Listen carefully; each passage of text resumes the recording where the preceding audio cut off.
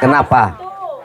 Kalau kita melakukannya tanggal 29 Juli, itu di sini sedang terjadi pertempuran akhir dan gugurnya Ki Wasid. Makanya kita sebelum pertempuran kita ke sini dulu. Tadi juga sudah disebut kenapa kata Pak Haji Asep Geger Cilegon namanya. Mungkin beberapa kali sudah saya jelaskan. Tetapi saya ingin menjelaskan kenapa kok sampai ada di sini.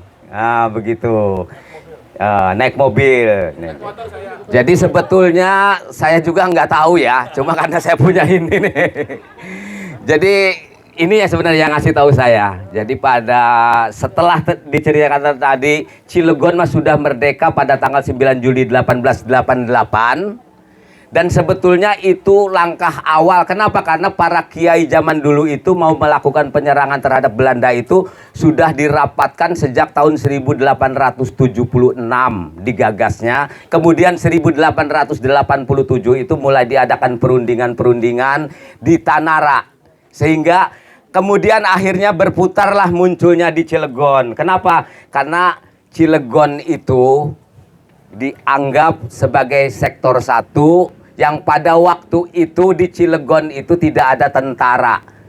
Adanya hanya Van Rinsum sebagai petugas pengamannya di Cilegon. Makanya diperkirakan serang dulu Cilegon, direbut, kemudian bersama-sama ke Serang dan Cikande dan Tanara serta Anyar prung bareng hingga merdekalah Banten sebagai apa namanya mempunyai pemerintahan yang berdaulat, sehingga di Jombang Wetan pagi-pagi sekali dinobatkanlah Haji Tubagus Ismail sebagai raja dan Kiai Haji Wasid sebagai panglima perang sekaligus sebagai patih kalau apa namanya pemerintahan di Banten ini berdiri.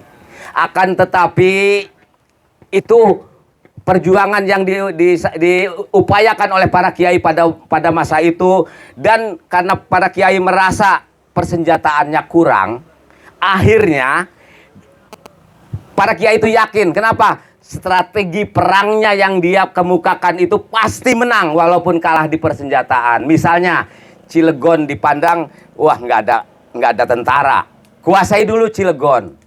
Kemudian dipersiapkanlah tentara yang untuk mencegat di Karangantu itu dari Keganteran dipimpin oleh Haji Abu Bakar. Ada dua Haji Abu Bakar ini dari Pontang, dari Keganteran. Begitu juga dengan Haji Abdul Ghani, ada dua dari Ajawinangun, ada begitu juga dengan Haji Usman, ada yang dari Tunggak, ada yang dari Haji Ajawinangun. Makanya kadang-kadang suka bertanya ke saya, ya banyak kesamaan nama, cuman kalau Haji Wasid cuman sendiri gitu. Jadi akhirnya setelah terjadi perebutan kekuasaan, karena yang menjadi kepala daerah di Cilegon pada waktu itu dinamakan asisten residen, yaitu Johann Hendrik Huberts Gubel namanya, itu harus direbutnya, dibunuhnya lah begitu ya kalau kasarnya oleh Kiai Haji Tubagus Ismail. Karena Kiai Haji Tubagus Ismail itu dicalonkan sebagai Raja Banten, sebagai kelanjutan dari Kesultanan Banten yang sudah dihapuskan oleh Kerajaan Inggris pada tahun 1813. Jadi itu sebetulnya. Makanya kalau waktu itu tidak ada halangan gitu. Nah, kenapa?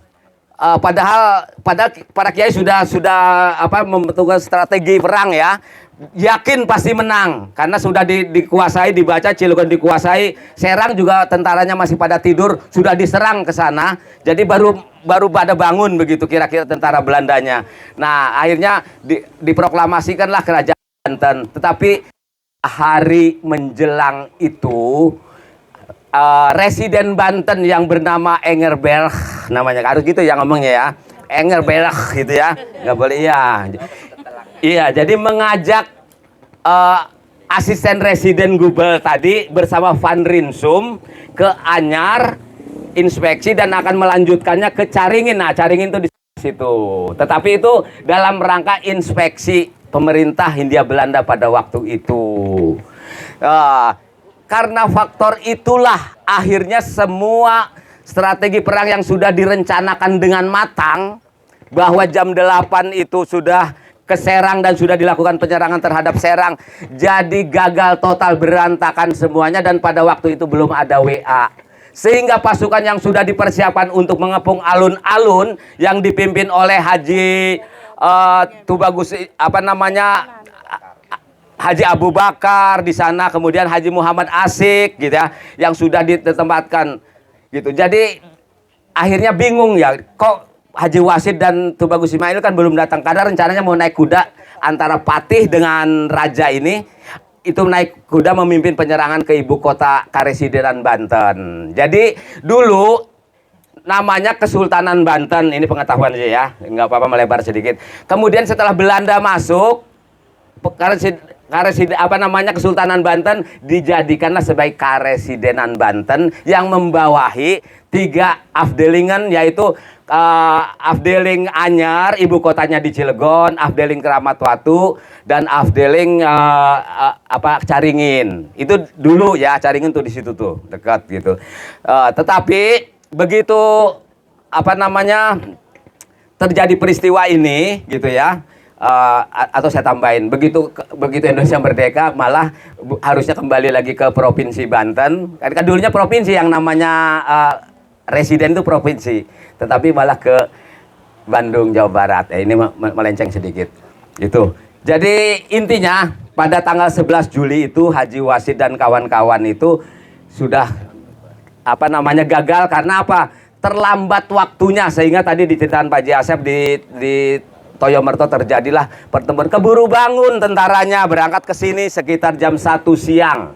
Harusnya jam 1 siang itu sudah dikuasai Serang. Ini karena udah bangun jam 1 siang datang, tapi itu juga tidak bisa masuk langsung ke Cilegon karena Cilegon sudah